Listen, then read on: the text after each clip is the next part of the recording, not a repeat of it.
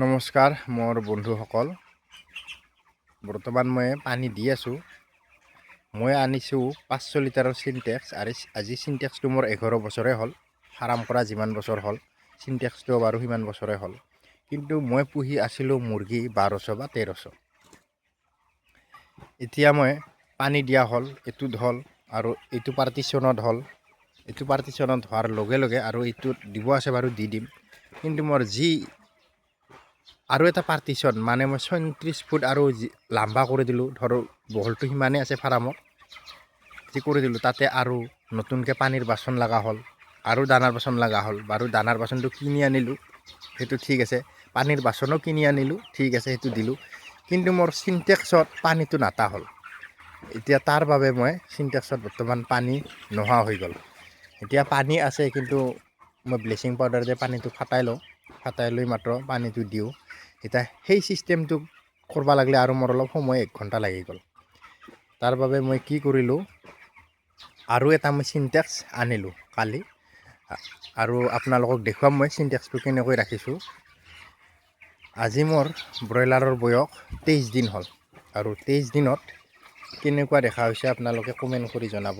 এয়া মোৰ 23 দিনৰ ব্ৰইলাৰ চাওক।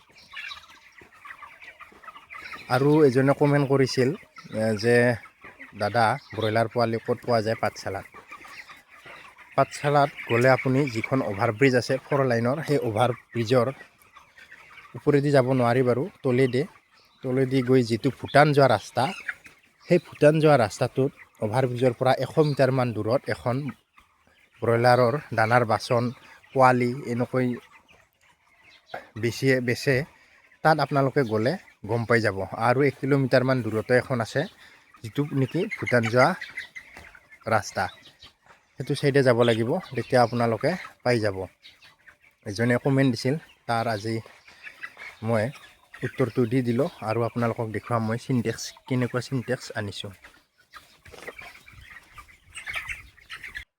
মোৰ প্ৰথমতে আছিল এইটো চিনটেক্স চকুন 3 লেয়াৰ, এইটোত মোৰ 500 লিটাৰ ধৰে।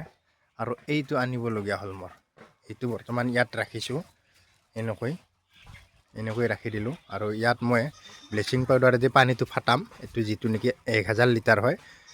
এইটো 1000 লিটাৰত মই ব্লিচিং পাউডাৰেদি পানীটো ফাটাই মাত্ৰ যিটো চাফা পানী, সেইটো মই এই 500 লিটাৰটোত ৰাখিম।